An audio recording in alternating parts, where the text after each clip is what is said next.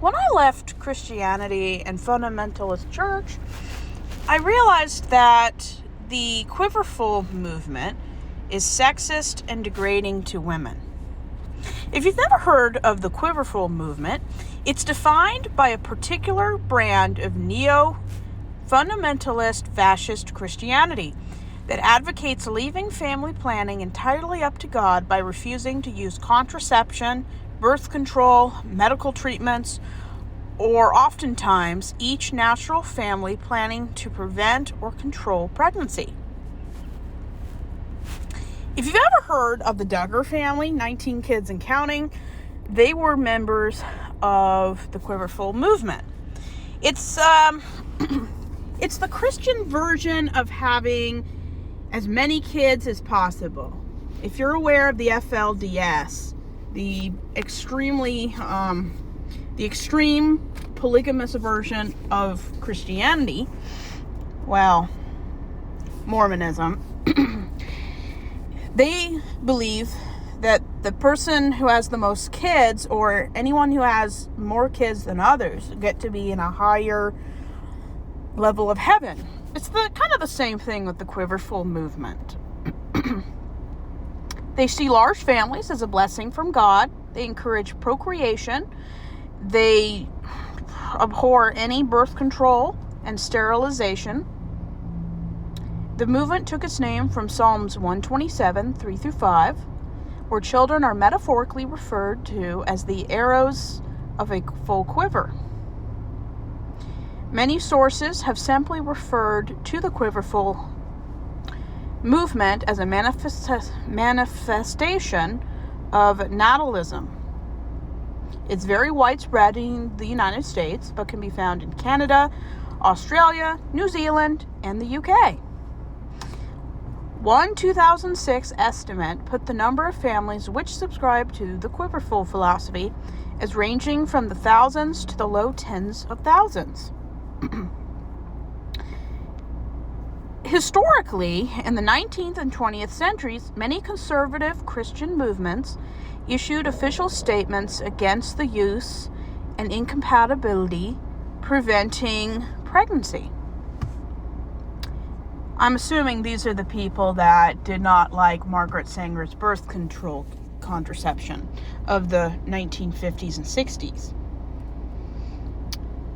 Now, there are different kinds of Quiverfuls. Some reflect the lifestyles of Orthodox Jews, Calvinists of the Netherlands, traditional Anabaptists, Order Amish, Old Colony Mennonites, many different conservative movements in Finland are definitely very used to or do live by the Quiverful movement. Protestants in Northern Ireland were very into the Quiverful movement. But not all of the Anglican denominations don't like birth control. Many of them do.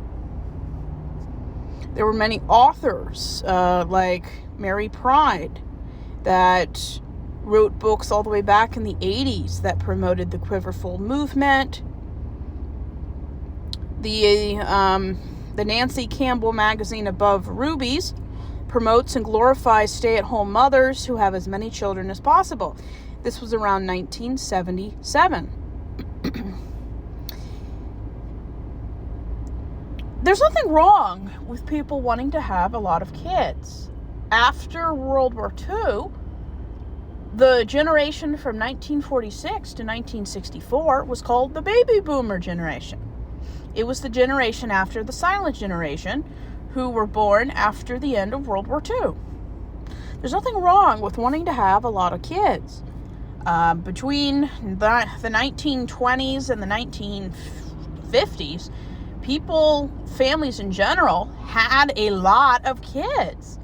It was not normal back then to have one or two kids. People had a boatload and then some. And we just, for the most part, most countries just can't afford to have children. But that doesn't mean they stop having kids. unless you live in certain societies and countries that have education that helps prevent pregnancy, like safe-sex education. The more atheistic or agnostic a country is, the more educated and progressive it seems to be. So, what's so wrong about being a Quiverful member? Well, the movement has been criticized by journalists like Glamour magazine for sexism and demeaning approach toward women. Many Christians, like James Jordan, maintain that while children are indeed a blessing, they are only one type of blessing that may or may not be given by God to adults. Having children is just one type of legacy that adults can attain or possess. Children are deemed as a type of stewardship. It's not a necessity, it's not a requirement, and you're not less of a man or a woman because you just happen to not want kids, not have kids, or 1 out of 3 couples suffers from infertility issues. Just because you can or can't have kids doesn't mean it's something that's going to happen. And very many Christian cults stem from the idea of the Quiverful movement.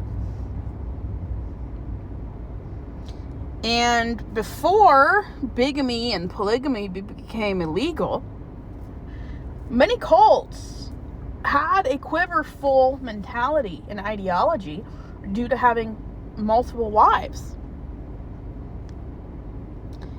And the people behind the Quiverful movement have, in the many past few years and decades, been criticized, and several of them have actually been investigated by the government. So there are psychological issues or advantages to being a part of the Quiverful movement.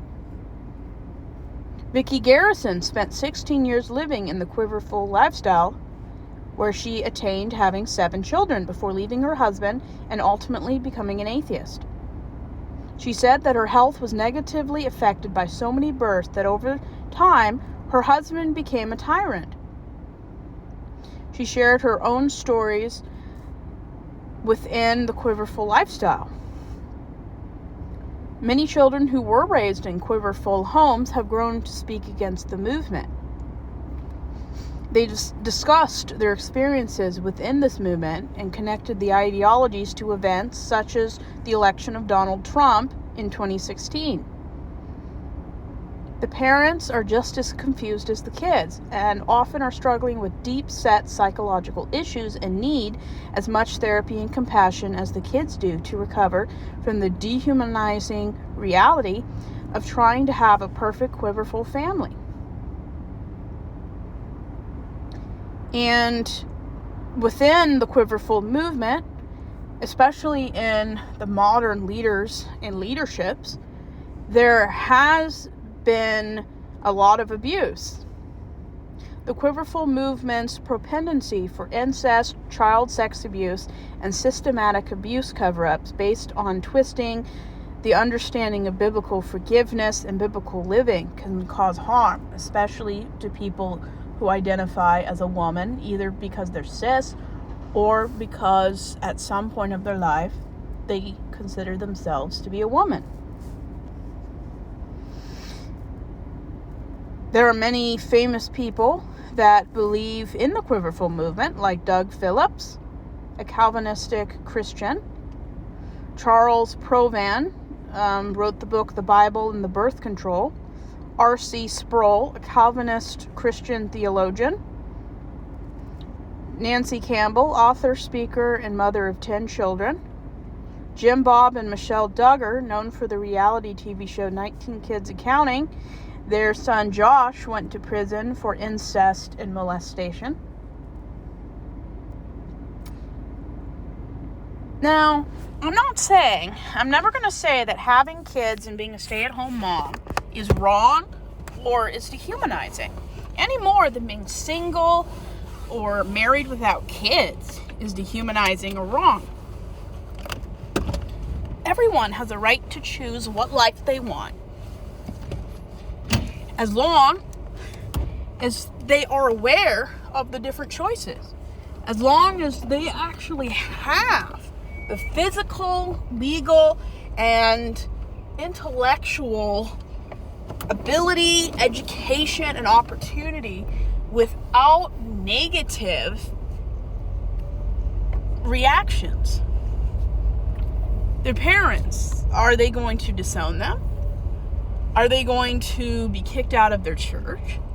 Are they going to lose any financial, psychological, or emotional support due to them choosing a non-quiverful lifestyle?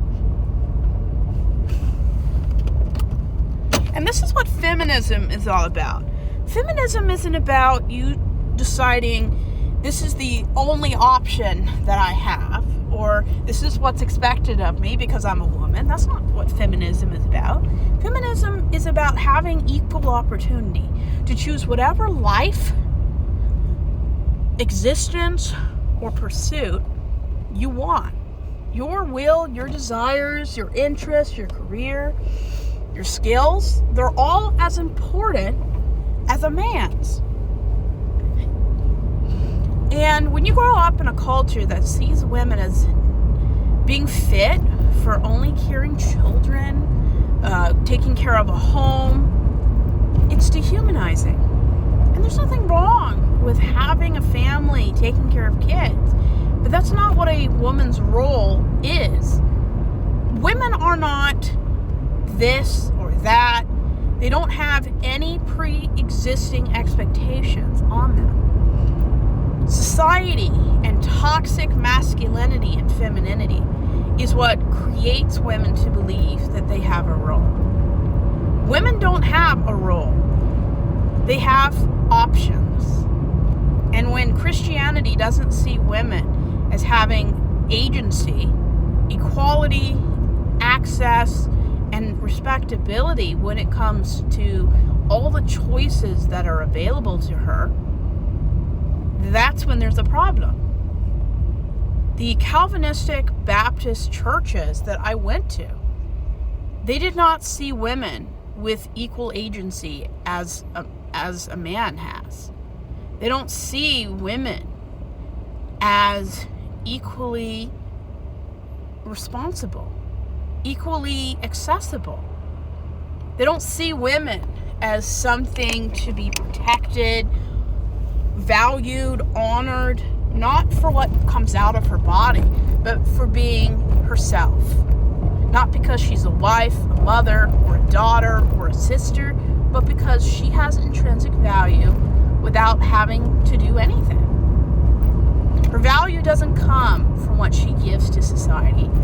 Her value does not come by how many children and how she uses her reproductive organs or what free labor she can be taken advantage of. Her value comes from being a human being who has done nothing to restrict her autonomy. She has committed no crime. She's not less than because she happens to resemble or identify what we consider feminine. Men and women don't have roles. We have strengths, we have weaknesses. And when gender roles create an environment where women are only seen as valuable and important if they withhold and live up, where they withhold feminism and live up to the expectations of their gender, which shouldn't even exist.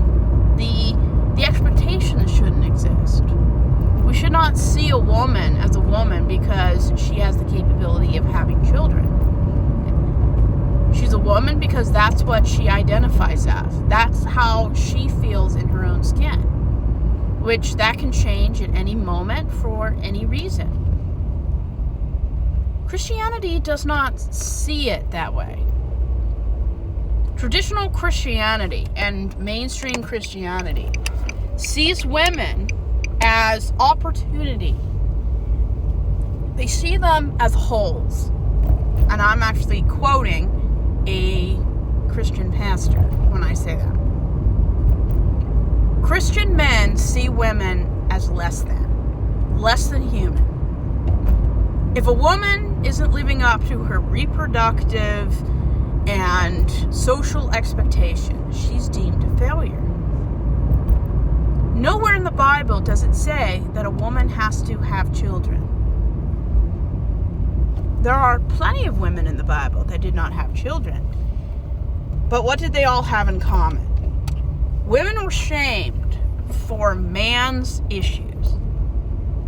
If a woman couldn't get pregnant, there's nothing wrong with that. If a woman didn't want kids, there's nothing wrong with that. If we boil down our legacy as human beings to just what comes out of our reproductive holes, then we've minimized and dehumanized groups of people. 1 out of 3 couples are unable, or it's very difficult for them to have children. When we value family and children and spouses more than we value choice and child-free or single people, that's when it becomes wrong. Every choice, provided it's an informed, consensual, adult choice that can be changed at any time without any repercussions, loss, or shame, let people live the life they want. The problem is that most of these women in these religious, conservative, patriarchal institutions, they're taught that there's only one way to live out in a positive way biblical femininity. There's nothing wrong with femininity. Femininity can be a beautiful thing. It can be toxic, just like masculinity. It has potential to be good or bad. Femininity doesn't have to look the way the male gaze expects or feels entitled to. Femininity is a spectrum. You can be very masculine and still have femininity. You can be very feminine, but society does not view or respect women who are too girly, just like they don't respect women who are too masculine. And that's a big problem. We don't see people for the complex, interesting, we don't see people as anything but labels. When men view women as transactions, something to be possessed and devoured, we don't see women with respect. We see what they can give us, which is not acceptable. The Quiverful movement is a patriarchal, dehumanizing, male-centered, male-benefiting system. Who do you think is going to do the majority of work raising 10 children? Who do you think is going to clothe them, bathe them, care for them, educate them, and discipline them? The woman. I'm not saying the men don't do anything. I'm saying that traditional gender roles, women do, I would say 70% minimum of emotional labor, physical labor, child rearing. Traditional relationships, men are the disciplinarian, women are the nurturers. And there's a lot more activity required, more sweat, more activity required of a nurturer compared to a disciplinarian. Women are overworked, they're used, they're profited from. Men will never know. They don't care.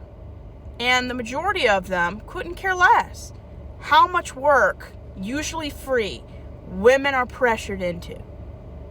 And women, in my opinion, based on evidence and testimony I've heard, No one upholds the patriarchy like women do. If no woman on this planet, girl or lady, allowed the patriarchy to internalize within their own bodies, their own minds, their own emotions, the patriarchy would have collapsed centuries ago. When half the women in the world still embrace the patriarchy and view it as a safe place, the other half of the women in the world that don't view the patriarchy and sexism and religion as a positive message, they have to fight against all men and half of their own gender. Nobody is more of a positive defender of the patriarchy than women. Some of the most misogynistic, sexist literature I have unfortunately ever got to read was women's fashion magazines, women's cosmos, women's relationship and self-help manuals. Marriage counseling is extremely misogynistic. Biblical marriage stems down to men loving your wives, women doing all the work. Women become exhausted physically and psychologically from having to do everything. Biblical marriage has always been about how men can profit off the free labor and emotional labor of women. I honestly believe that privileged men created marriage to trap women and to get free sex from someone that can be a mother figure in their life. That's why men marry women who resembles their mothers, because they want to be taken care of. They want to be served, fed, and cleaned up after. That's basically the relationship between a son and his mother. And it's pretty creepy.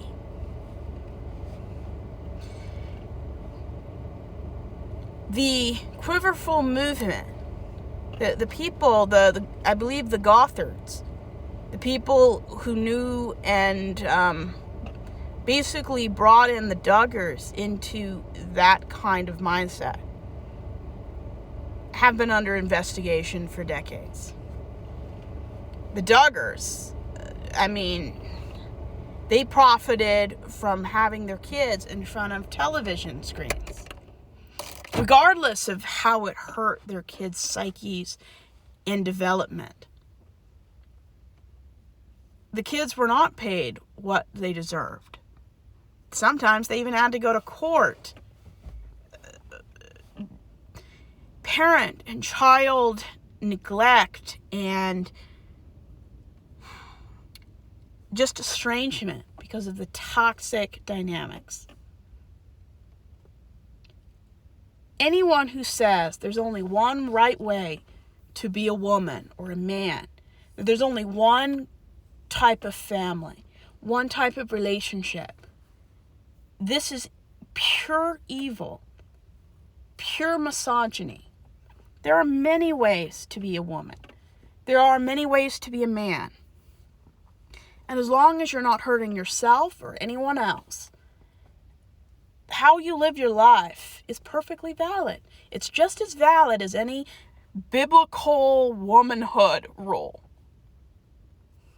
Until we move beyond the 1950s, we will never be the kind of country we want to exist in.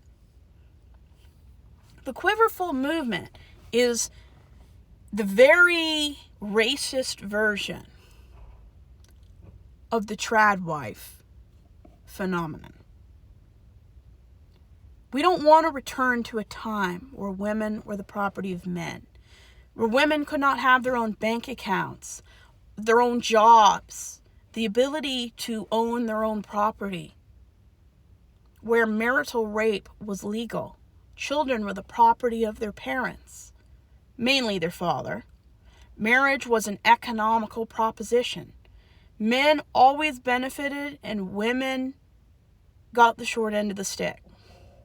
Literally, sometimes. Domestic abuse, domestic violence, very high.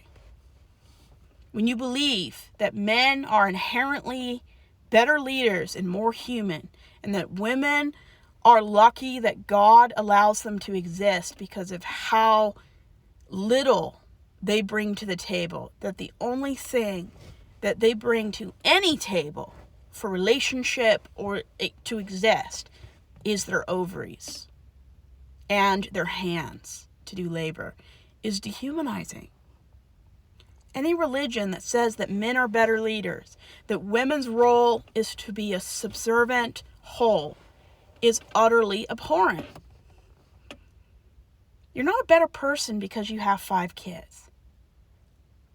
You're not a decent person because you can have kids. Casey Anthony could have kids. There are many women who have had kids that have killed their own kids. Having the ability to have children does not make you a godly woman or a decent human being. You're not a better person because you're a mother, a father, or a wife. You're just a human being. And why do religious extremists worship marriage and family? Because it gives them an air of respectability. And as long as we view marriage and heterosexual families with gender roles, we will never see them for what they are. Men and women don't have roles. You can live your life the way you want. And if you have a relationship, you don't have to have gender roles. You work through your strengths, your weaknesses to find some form of partnership that is best for you both. And if it doesn't look anything like what the Bible says, that's perfectly fine. And personally, anyone who uses a book that was written around the same time, they believed nothing about the circulatory system, they knew nothing about reproduction, they knew nothing about how people breathed and survived. If you're going to obey and get your morality and your life choices validated by a book that was written around the time the wheel was invented, you're crazy. We live in the 21st century. The Bible is a historic book, but it's no more special than any other book out there. It has some extremely harmful, dehumanizing things in it. And I'm not going to get my code of morality from a book that views women as wholes. I'm not going to do it. And anyone with an ounce of wisdom or compassion would want nothing to do with religion. Every major organized world religion views women as inferior. Imagine waiting until 2015 in certain Muslim countries as a woman to have the ability and legality to drive is dehumanizing. Having to wait for that long, 100 years, to have the ability to drive. Any man who thinks that a woman can't drive, vote, own property, and exist in the same manner that men exist should hold no public office, should be kept away from any vulnerable women and children. They are a scourge in the community. Women always make better leaders. History's taught us that women have the right countenance and the right internal compass to be better leaders than any other group. And yeah, I'm sure there's been bad female leaders, because no woman is perfect. But women will always be better leaders, because women have a nurturing, compassionate spirit, a consistent female brotherhood, a sisterhood. Those things just don't exist among men in the same way they do with women. Female leaders have always pushed empires to the height of power and political influence. I mean, both Elizabeth I and II, Victoria, Mary, Matilda, and Catherine the Great. And those are just a few. Females consistently just make better leaders. They're less likely to go to war, to bomb places. They don't care about having to prove that they have the longest penis in the room by going to war. They don't care. Instead of adding more land to an existing country, they try to make the existing country and territory worth living in. Women are just better leaders. Because women build, cultivate. Men, they may build, but they conquer. The future is female. And any civilization, country, group, or religion that doesn't view women as something more than just what they can get from women, those people should never be in charge. They're not worth listening to. Women can do whatever they want. Live within your abilities. If you don't want to have kids, or it's just not your passion, fine. That life should be rewarded, applauded, protected, and valued just as much as a woman who's married and have kids. But that will never happen, because if women realize, and 45% of American women have realized, and 50% in other countries, they realize they don't need a heterosexual, traditional woman role or marriage to be happy, thrive, and have a legacy. Live the life you want. And if people can't get it, judge you for not being a biblical woman, or have nothing but contempt for your choices, I call people out all the time. I've flipped people off. If people can't respect someone's informed, consensual choice or lifestyle decision, they're not worth my time or my attention. And men get very angry when I don't live my life dedicated to serving them. I prioritize my own needs, my own desires, my own wants. I never want to have kids. And if I get pregnant, I'd probably get an abortion. I prefer being an aunt or uncle, or whatever you want to be. That's fine. Personally, I respect people more for knowing what they want, having the courage to live against the grain, against the gravity of society, than people who just live the way they're expected to live. Everyone has a choice how they live their life. And if racist, privileged men and brainwashed women who think they're only good for kitchen and diaper duty, if that's all they think of me, then they're the problem. I don't have to justify my life choices to anybody. And people say, well, once you find the right man, it will fix it. It has nothing to do with a man. Life is short. I'm going to live my life to please myself. And in order to please myself, I like to be alone. But I'm not lonely. I connect with a lot of people. I don't need a man or children to make me feel like a success. I'm already a success. I live the life I want, and I'm proud of it. And if anyone can't get it, they're either ignorant and can learn, or they only see women who need to get in line and fulfill their role. And I won't do that. I don't have a role. I don't have a part to play. My life isn't a play.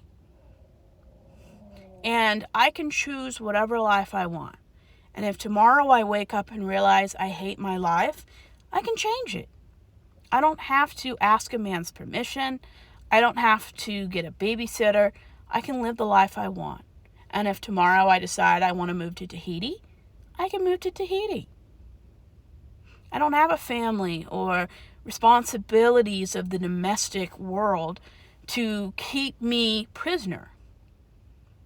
I live the life I want.